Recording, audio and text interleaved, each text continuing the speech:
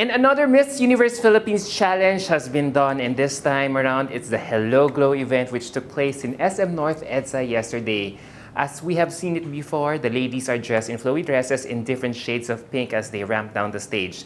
And one good thing from watching this event this year is being impressed at a bigger stage used this time around. It really looked like a huge Barbie Sala set as everything was pink and big with some production elements making it a spectacle to watch. However, if I may have to nitpick again, I wish the organizers of the show made the ladies maximize the stage, as the pasarela of these ladies were really limited or restrained. However, given this, I am still grading these ladies on their glow and aura on stage and how they still work themselves on stage in terms of bearing, posture, and confidence in performing here. I know there have been 10 best performing ladies who were already chosen at the end of this event, but I hope you still allow me to come up with my own, and here it is. So I've got 12 ladies on my list here, and number 12 on my list here is Valerie Pawid-West from Ifugao. Oh my gosh, this lady is such a huge revelation in the event yesterday. I like that she held her own against the frontrunners in this year's competition, and I super love how confident she is with her look and elegance here. It really feels like she is enjoying so much of her time projecting and smiling for us on stage, napansin nyo? And maybe it helped that she looks so youthful and imposing with her hairstyling here, which was so appropriate for the occasion as the product line of Hello Glow is really geared towards the younger female demographic. That hairstyling made her look so tall and imposing, so I thought it was a great way to camouflage something you have no control of, right? And now we go to my 11th spot, and I'm giving it to Dr. Gabby Carvalho from Cebu City. This lady is really underrated. Watching Doctora's performance here feels like someone coming out of her shell or out of a cocoon as she slowly blossoms into a beautiful butterfly, or in this case, a formidable candidate here in this year's competition. Because I super love how she just looks so effortless with her walk and showmanship here. Now she was just radiating pure joy and freshness the moment she came out on stage. It also helped that she wore her hair down again, and this time in waves, so it's actually something refreshing for me as I've never seen her before in this look. Bagay din pala sa kanyang ganitong hairstyle na hair waves or curls a la Rachel Peters, no? And I thought she really looked stunning with this. So this is how you get noticed without really overdoing it. You just let your natural beauty and charm shine. And now we go to my top 10, and number 10 on my list here is Kat Legado from Taguig City. First thing I noticed about Kat here is how she treated her gown in terms of playing her dress a la Rosario Chatsilayan Serpentina way. And I thought it was a great strategy to make you notice right away amidst all the sea of flowy gowns on stage. Naramdam mo talaga that she was really having a great time working her dress for maximum impact. And it worked for me. And even that hair flip towards the end, which I feel was unnecessary, was still part of the act. So ganun siya ka-energized pa rin considering that she also walked for the bench fashion show the previous day. So you can really see that she's really a performer here despite how she might have felt so exhausted already performing for a back-to-back high-profile events in one weekend.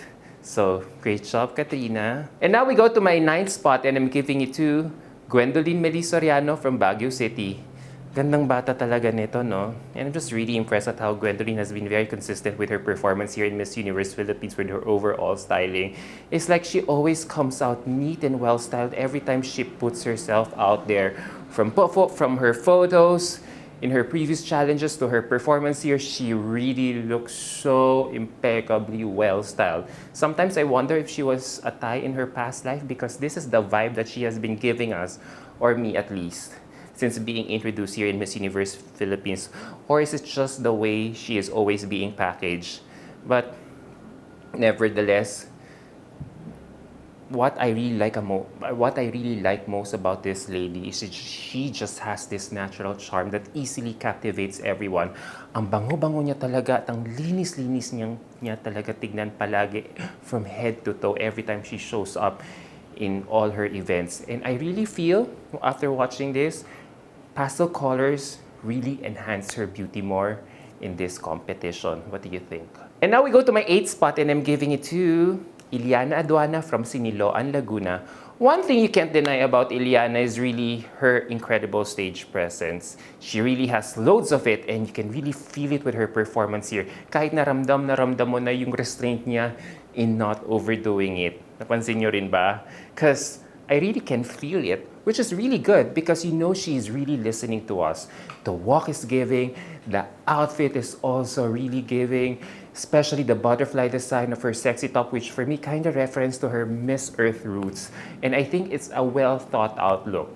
She's very sexy, vampy, and fierce, which I hope she could have toned down a bit and injected instead a smile in between those facial projections, because I feel those very fierce facial projections is losing or are losing her authenticity a bit. And to be fair with her, guys, she tried to smile here in between, but I feel it was a bit short and forced and went straight to her signature pout right away, napansin nyo. So I really want her to smile more and enjoy every moment that she is up. And now we go to my 7th spot. I'm so happy to give this to her. Welcome to my list, Juliana Fresado from Iligan City. One thing is for sure, this lady really stood out in this segment of the competition with that Princess Jasmine vibes that I got from her here at the event. The Juliana looks so striking in motion, especially when she is really styled well, no? And ang gaan-gaan niya watching here as she just radiated with so much lightness and freshness here. Maganda talaga siya, no, kapag talagang lalo na kapag naka-high ponytail, as I feel it allows us to see the beauty of her face, no? Tapos gusto ko pa din yung pa-hand pose niya sa likod na ganito for us to just see the beauty of her dress and showmanship, diba? And I thought that was very neat, so she really deserved the call to be shortlisted in the end. It's really my first time to notice her here in this competition, so well done, Juliana. And now we go to my 6th spot, and I'm giving it to Sasha Lacuna from Tarlac City.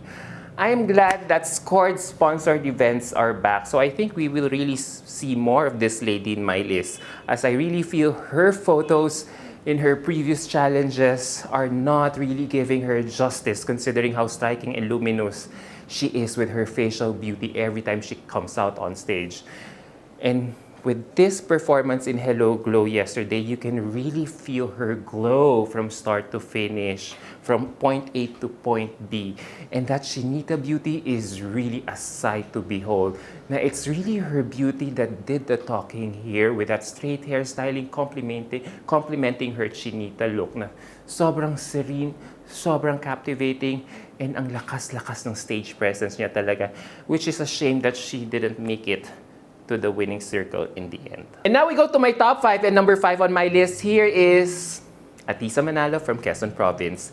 May I just say how I'm really loving this whole new relaxed Atisa at the moment, na wala na talaga yung gigil factor at trying to impress na aura that she had at the same event last year, na unti-unti na talagang bumabalik yung effortlessness niya at yung manikaing styling niya since 2018, that even in her simplicity, she is still shining. And I have to credit her current camp, Aces and Queens, for being so deliberate, yes, and intentional in this choice of styling na napansin nyo, mas light na yung shade ng makeup niya.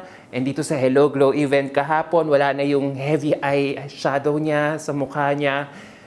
However, if it were up to me, I just wish she was styled in a different hairstyle or dress, as this look was the same look that she had for the same sponsored event last year.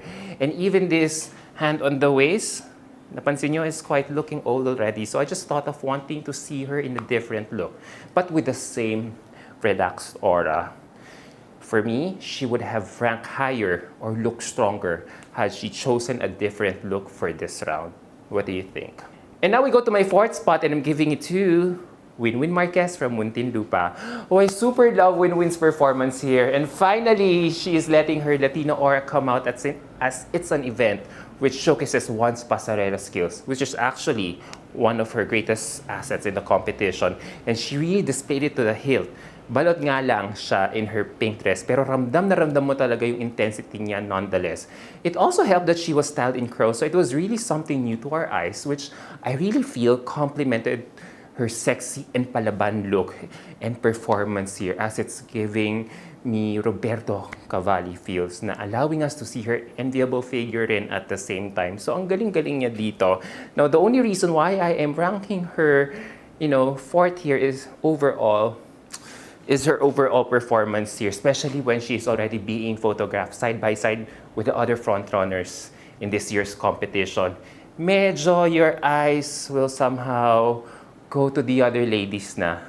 But I wouldn't really take it against her because she really did her best to stand out here in terms of styling, look, and projections. Overall, she really did great. And she really deserves to be in my top 5. And now let's go to my top 3. And number 3 on my list here is, surprise, surprise, surprise, I'm so happy to be giving this to her. Amanda Russo from Pasay City. Oh gosh, what a beautiful surprise this lady is during the sponsored event.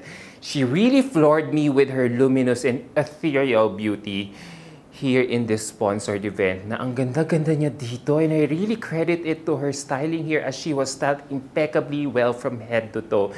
That updo hair bun really worked for her as it really emphasized the beauty of her face, which we all lapped up. So, mas lalo pa talagang lumabas yung kagandahan niya dito. And even her pink gown here kind of reminded me a bit of Margie Moran's Miss Universe gown. Or better yet, she was styled Margie Moran here to a certain point that I feel she was even channeling Margie's niece Bella Ismael here in some angles, napansin nyo. So I thought, wow, she really looks stunning here. And although I'm not sure if those pair of earrings were the best choice for this outfit as it kind of distracted me, nevertheless, she still wowed me here. This lady has so much potential, I'm telling you guys. I'm so glad that she's finally getting noticed at this juncture of the competition. And now we go to my runner-up of this list, and I'm giving it to, I'm so happy to be giving this to her because she really deserves it. Chelsea Fernandez from Sultan Kudarat. No doubt, she was really a standout in this sponsored event. Finally, Chelsea is really killing it in a segment of this competition as she was just radiating with her naturality and effortlessness here. Unang labas pa lang niya, she already worked it with her strong pose and flip of her dress. And I thought that was a great way to capture our attention right away. Now you can really see that she was really enjoying her performance here na finally, may kumakalaban na rin talaga kay Atisa in terms of that effortless Barbie manikain feels na parang biglang ang ganda-ganda ng gising ni Chelsea Fernandez and her stylist yesterday. So sana palaging ganito, di ba? Now, my only nitpick here in this performance is very minor lang. Yung foundation ng makeup niya, as I feel it was a bit too much. But other than that, she was stunning all throughout here in this performance. And finally, we go to the winner of my list here, and I'm giving it to, no surprise again, galing niya dito, Eloisa Haud from Laguna. No doubt, this really stood out the most with her overall look and styling here yesterday. That pink trapeze dress worked big time for her as it made her look so tall and striking. Ang takan pala niya talaga in person, and it was really great that she was aided by this top-knot bun styling, which all the more emphasized how towering she is. And that alone, she was already a standout. Tapos, nung lumakad na siya, she walked. Did you notice how she displayed this queenly aura while doing it? I thought she was full of elegance and regality here as she wore that Oksana-ish gown on stage. Na she just wowed me here. Na alam niya talaga in her stylist and even her glam team what works best for her. And so far, this girl has been very consistent, huh? From gown to swimsuit photos to in-motion sponsored events, she is really captivating us. So from now on, Eloisa has to watch out all the things coming her way as she will be scrutinized from head to toe, knowing she is slowly inching her way to the top. So should I now consider her as a dark horse as early as now, as I feel she has all the qualities of the next Miss Universe Philippines winner as early as now. So there you go, guys. What do you think about my list? Well, let me know in the comment section down below. Doon tayo mag-usap-usap. So see you guys on my next video. Bye!